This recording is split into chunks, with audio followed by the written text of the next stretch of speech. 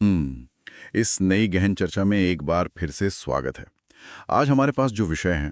हाँ, और ये कोई मामूली विषय नहीं है। बिल्कुल नहीं। ये केवल साहित्य का एक पन्ना या किसी पुरानी कथा का हिस्सा नहीं है। मतलब ये एक ऐसा वैचारिक तूफान है जो सीधे इंसान के अंतर्मन से टकराता है। एकदम सही कहा आपने। आज हम रामधारी सिंह दिनकर के अत्यंत प्रसिद्ध और प्रभावशाली खंड काव्य कुरुक्षेत्र के पन्नों की परतें खोलने जा रहे हैं। कुरुक्षेत्र। हम अक्सर युद्ध की कहानियां सुनते हैं ना, शूरवीरों के पराक्रम और उनकी गाथाएं। लेकिन आज का हमारा ये सफर बिल्कुल अलग दिशा में जाने वाला है। आज हम उस खालीपन, उस डरावने सन्नाटे की बात करेंगे जो किसी भी बड़े युद्ध के खत्म होने के बाद पीछे छूट जाता है। ये एक बहुत ही सटीक शुरुआत है, क्योंकि देखिए हमारी आज की इस चर्चा का मिशन केवल महाभारत की एक पुरानी कथा को दोहराना नहीं है। जी बिल्कुल। हमारा मुख्य उद्देश्य उस जटिल द्वंद्व को गहराई से समझना है जो युद्ध और शांति के बीच सदियों से चला आ रहा है। दिनकर जी की इस रचना के माध्यम से हम ये समझेंगे कि एक बहुत बड़ी जीत के बाद का वो जो खालीपन होता है वो असल में कैसा होता है। हाँ। और दूसरी तरफ अन्याय का विरोध करना क्यों एक अनिवार्य आवश्यकता बन जाता है। ये केवल अतीत का कोई साहित्यिक विश्लेषण नहीं है, बल्कि मानव मनोविज्ञान और हमारी नैतिकता की एक बहुत ही गहरी पड़ताल है। तो चलिए बिना किसी देरी के इस विषय की गहराई में उतरते हैं। मैंने जब इस रचना के बारे में पढ़ना शुरू किया तो मुझे एहसास हुआ कि ये कृति सिर्फ एक पौराणिक कहानी नहीं है। बिल्कुल नहीं। बल्कि ये नैतिकता, मानवता और हमारे कर्तव्यों के बीच उलझे हुए सबसे मुश्किल सवालों के जवाब तलाशने की एक कोशिश है। आइए इसे थोड़ा और गहराई से समझते हैं। हाँ, हमें इसके पहले दृश्य से शुरुआत करनी चाहिए। बिल्कुल। अपनी चर्चा के पहले भाग की ओर बढ़ते हुए अगर हम महाभारत युद्ध के ठीक बाद के दृश्य की कल्पना करें तो वो रोंगटे खड़े कर देने वाला है।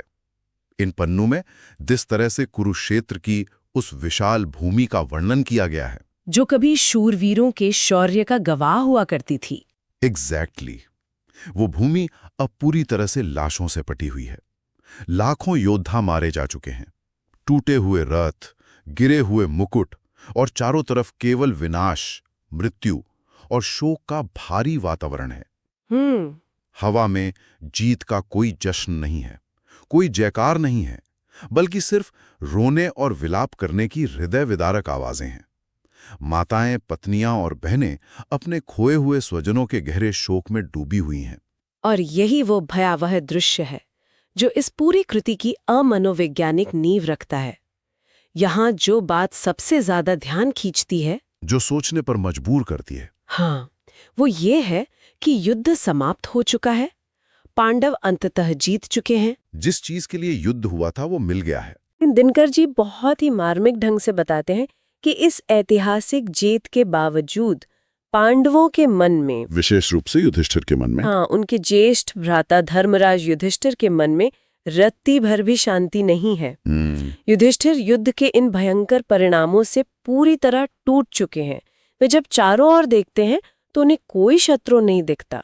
उन्हें अपने ही रिश्तेदारों, अपने ही आदरणीय गुरुओं जैसे भीष्म और द्रोण और लाखों निर्दोष सैनिकों के क्षत विक्षत शव दिखाई देते हैं। ये वो क्षण है जहां उन्हें अपनी जीत एक बहुत बड़ी हार से भी ज्यादा भयानक और शर्मनाक लग रही है। ये सच में एक झकझोर देने वाली बात है। जिस चीज के लिए आपने अपना पूरा जीवन लगा दिया, वो मिलने पर आपको खुशी के बजाय अपराध बोध दे रही है। अगर हम इसे थोड़ा व्यापक दृष्टिकोण से देखें और आम जिंदगी के नजरिए से समझने की कोशिश करें तो ये भावना बहुत सी आधुनिक परिस्थितियों से भी जुड़ती है। हाँ, ये आज भी बहुत प्रासंगिक है। अक्सर ऐसा होता है कि कोई इंसान किसी बड़े लक्ष्य को पाने के लिए, सफलता की सीढ़ियां चढ़ने के लिए या कोई तथाकथित जीत हासिल करने के लिए अपनी पूरी ताकत लगा देता है। वो रिश्तों को पीछे छोड़ देता है, अपनी शांति दांव पर लगा देता है। और अंत में क्या होता है? वही, जब वो सफलता मिल जाती है तो वो बिल्कुल खोखली लगती है, क्योंकि उसकी कीमत बहुत बड़ी चुकाई गई होती है। युधिष्ठिर का ये सोचना कि यदि एक सिंहासन पाने की कीमत लाखों लोगों का खून है तो ऐसी विजय का आखिर अर्थ ही क्या है? बिल्कुल। क्या सत्ता के लिए इतने बड़े विनाश को कभी भी सही ठहराया जा सकता है? यही वो संवेदनशील बिंदु है जहां मनुष्य का अपना विवेक उसे कटघरे में खड़ा कर देता है। युधिष्ठिर की मानसिक स्थिति को अगर हम समझें तो उन्हें ये विजय पूरी तरह से व्यर्थ और कलंकित लग रही है।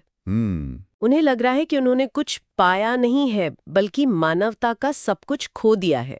ये जो विषाद है, ये जो गहरी उदासी और पछताप है, ये किसी भी संवेदनशील इंसान की एक बहुत ही स्वाभाविक प्रतिक्रिया है। खासकर तब जब वो अपने ही किए गए कार्यों के विनाशकारी परिणामों को देखता है। एकदम सही। इसे हम आज की भाषा में एक तरह का सर्वाइवर गिल्ट या बच जाने का अपराध बोध कह सकते हैं।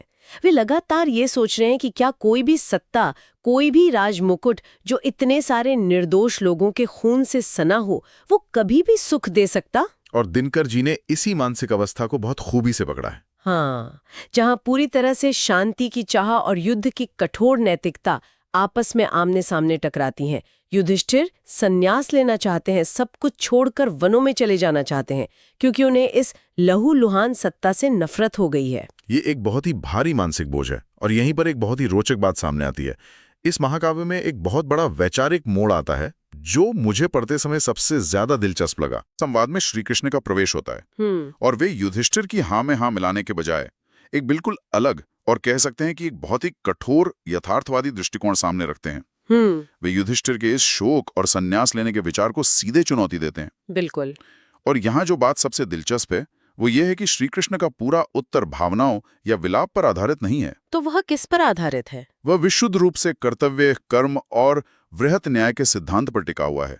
वे युधिष्ठिर को एक बहुत ही स्पष्ट बात समझाते हैं कि यह जो युद्ध हुआ है, यह कोई सत्ता का लालच नहीं था। यह जमीन के एक टुकड़े के लिए लड़ी गई लड़ाई नहीं थी, बल्कि यह सालों से चले आ रहे अन्याय, शोषण और अधर्म के विरुद्ध उठाया गया एक अत्यंत आवश्यक और अंतिम कदम था। एक अंतिम विकल्प की तरह। हाँ, श्री कृष्ण ये तर्क सामने रखते हैं कि यदि दुनिया में अन्याय को रोकने के लिए, क्रूरता का नाश करने के लिए अंतिम विकल्प के रूप में शस्त्र उठाना पड़े, तो वो हिंसा नहीं कहलाती, बल्कि वही सच्चा धर्म है। लेकिन एक मिनट, अगर हम इसे गहराई से सोचें तो क्या यहाँ हिंसा को सही नहीं ठहराया जा रहा है? मतलब शांति स्थापित करने के लिए ही युद्ध करना पड़ा, ये तो अपने आप में एक बहुत बड़ा विरोधाभास है। ये एक पैराडॉक्स लगता जरूर है ना? एक तरफ वो गहरी शांति की चाहत है जो युधिष्ठिर के मन में है कि काश ये सब नहीं होता, किसी की जान नहीं जाती, और दूसरी तरफ युद्ध की वो कड़वी आवश्यकता है जिसे श्री कृष्ण समझा रहे हैं। ये विचार कितना उलझा हुआ है कि जिस अन्याय और हिंसा को आप रोकना चाहते हैं, उसे रोकने के लिए आपको अंततः वही हथियार उठाने पड़ते हैं जो विनाश लाते हैं। एग्जैक्टली। यह विरोधाभास ही तो इस पूरी कृति का मूल प्राण है। देखिए, श्री कृष्ण के कहने का अर्थ ये बिल्कुल नहीं है कि युद्ध कोई बहुत अच्छी या महिमा मंडित करने वाली चीज है। वे ये समझा रहे हैं कि जब शांति स्थापित करने के सारे मार्ग बंद हो जाएं, तब क्या किया जाए? तब इंसान के पास क्या विकल्प बचता है? हाँ, अगर हम उस पृष्ठभूमि को याद करें तो युद्ध से पहले शांति के हर संभव प्रयास किए गए थे। बात यहाँ तक आ गई थी कि केवल 5 गांव दे दिए जाए तो भी युद्ध टल सकता था, जो कि बहुत ही छोटी सी मांग थी। बिल्कुल। लेकिन जब सामने वाला पक्ष आपके अस्तित्व, आपके सम्मान और न्याय के हर सिद्धांत को कुचलने पर उतारू हो जाए और सुई की नोक के बराबर भी जमीन देने से इनकार कर दे, तब चुप रहना या संन्यास ले लेना कोई महानता नहीं है। वो तो फिर पलायन हो गया। एकदम सही। अगर ऐसी स्थिति में कोई शांति के नाम पर पीछे हटता है तो वो शांति नहीं बल्कि कायरता है। तब युद्ध करना और उस अन्याय को जड़ से उखाड़ फेंकना ही एकमात्र धर्म रह जाता है। ये बहुत ही सटीक उदाहरण है। मतलब अगर इसे एक आम परिस्थिति में रखा जाए, कल्पना कीजिए कि कोई किसी कमजोर इंसान का घर छीन ले, उस पर अत्याचार करे, और वो कमजोर इंसान केवल इसलिए चुप रहे क्योंकि वो शांति चाहता है। तो असल में वो शांति नहीं है। हाँ, वो डर है, वो गुलामी है। एकदम सही। और श्री कृष्ण यही स्पष्ट कर रहे हैं कि युद्ध का चुनाव किसी भी पक्ष ने अपने शौक से नहीं किया था, बल्कि ये एक ऐतिहासिक विवशता और युग के कर्तव्य का तहत किया गया था। युधिष्ठिर का दुख अपनी जगह बहुत पवित्र है, लेकिन श्री कृष्ण का तर्क ये है कि असीमित सहनशीलता हमेशा सही नहीं होती।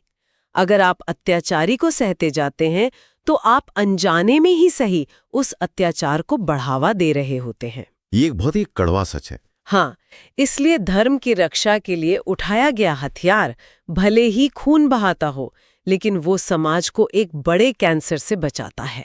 ये सच में नजरिए को पूरी तरह पलट देने वाला विचार है। और इसी बात पर पढ़ते समय मुझे एक बहुत ही चौंकाने वाला तथ्य पता चला। द्वितीय विश्व युद्ध के संदर्भ के बारे में बिल्कुल। आमतौर पर जब हम कुरुक्षेत्र के बारे में सुनते हैं या बात करते हैं तो हमारे दिमाग में सीधे द्वापर युग, रथ, धनुष बाण और हजारों साल पुरानी पौराणिक कथा की छवि बनती है। हाँ, स्वाभाविक है। लेकिन स्रोत के अनुसार दिनकर जी की ये कृति सिर्फ उस प्राचीन काल तक सीमित नहीं है। रामधारी सिंह दिनकर ने इस महाकाव्य की रचना द्वितीय विश्व युद्ध के ठीक बाद उस विनाशकारी वैश्विक घटना की पृष्ठभूमि में की थी। ये बहुत ही महत्वपूर्ण बिंदु है। ये कोई पुरानी कहानी का साधारण अनुवाद नहीं है, बल्कि ये आधुनिक दुनिया और पूरी मानवता के लिए एक बहुत ही गंभीर चेतावनी है। जब दुनिया भर में बम गिर रहे थे, हिरोशिमा और नागासाकी जैसे शहर पल भर में राख हो गए थे, लाखों करोड़ों लोग मारे जा रहे थे, तब दिनकर जी ये लिख रहे थे। हाँ, उस समय दिनकर जी ने महाभारत के इस रूपक का इस्तेमाल करके 20वीं सदी के इंसान को आईना दिखाया। और ये ऐतिहासिक संदर्भ इस किताब को समझने की सबसे बड़ी कुंजी है। दिनकर जी उस समय के वैश्विक विनाश और महाशक्तियों के अहंकार को अपनी आंखों से देख रहे थे। उन्होंने महसूस किया कि मानवता हजारों साल बाद भी वही पुरानी गलतियां दोहरा रही है जो कुरुक्षेत्र के मैदान में हुई थी। बस हथियारों का स्वरूप बदल गया है, लेकिन सत्ता की भूख और विनाश का परिणाम बिल्कुल वही है। विनाश का स्तर शायद और भी भयानक हो गया है। बिल्कुल। द्वितीय विश्व युद्ध की उस खौफनाक विभीषिका के बीच उन्होंने गहराई से चिंतन किया और इस कृति के माध्यम से 3 बहुत ही स्पष्ट, मजबूत और कालजयी संदेश दिए हैं, जिन्हें हम 3 मुख्य वैचारिक स्तंभों के रूप में देख सकते हैं। ये तीनों स्तंभ सच में बहुत महत्वपूर्ण हैं। अगर हम इन्हें एक एक करके समझें तो दिनकर जी का दर्शन और भी स्पष्ट हो जाता है। तो दिनकर जी का पहला स्तंभ ये है कि शांति सर्वोपरि है। इसका मतलब है कि किसी भी समाज, किसी भी युग में शांति से बढ़कर कोई मूल्य नहीं है। हर विवाद का पहला समाधान बातचीत और शांति ही होना चाहिए। ये तो सबसे बुनियादी बात है। हाँ, उनका दूसरा स्तंभ